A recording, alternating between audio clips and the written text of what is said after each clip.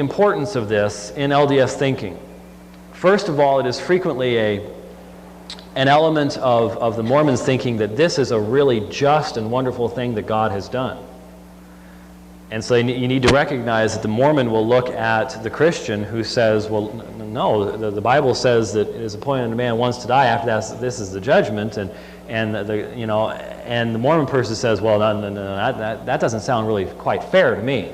We have this other thing called baptism for the dead, and there's this opportunity to hear the gospel even after you have passed away. But there's another aspect that's important to remember too. This is not, dealing with Mormonism and witnessing the Mormons is not merely an intellectual pursuit. There are spiritual forces involved. And I will never ever forget the evening that I spent in a Mormon home. A friend of mine and I were sharing with the mother of the family, and we were sharing with her some things concerning the Bible, concerning what the Bible said about God. We had gone through a number of the passages that you will see on the back of your handout in regards to the fact there's only one true God, and how even though in Mormonism Jehovah and Elohim are separate, distinct gods, the Bible says they're one, and so on and so forth.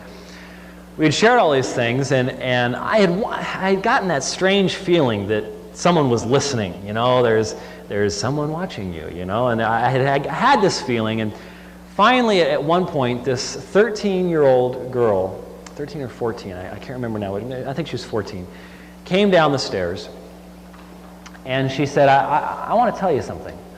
I've been listening to what you've been saying, and I want to tell you something. I know that the LDS Church is true, and I know that Joseph Smith is a prophet, and I can't answer all your questions about the Bible, but they don't matter. And I can't answer all your questions about Joseph Smith, but they don't matter either, and I'm going to tell you why. And she told me about her experience in being baptized for the dead.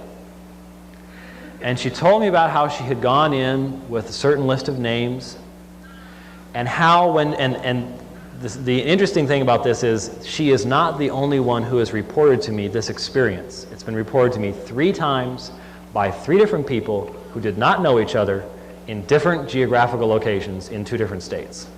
Okay? So this is an experience. Some of you who know Mormonism have heard this same story from other people. It's a common story that you will hear. But she reported that when she went down into the baptismal font, as she looked up along the wall ahead of her, standing not on the ground, but up along the top of where the wall and the ceiling meet, she saw a line of spirit beings. She said they were as plain as day. And when I was baptized, each time I was baptized, when I come up out of the water, one of the spirit beings would smile and walk away and disappear. And I realized right then and there that what I was doing is, by my being baptized in their place, I was releasing them from the spirit prison. I saw it right then and there. And she said, you know what more? We got done, and they said, okay, you're finished. And there was still a spirit being standing up there, and he was crying. And I became so upset that I said, well, wait, something's wrong. Something's wrong. We need to check the list again. And you know what? You know why I know Mormonism is true? They checked the list and we skipped somebody. And I was baptized in the place of that person. The spirit being stopped crying, smiled, and walked off. And I don't care what you show me from the Bible. It happened.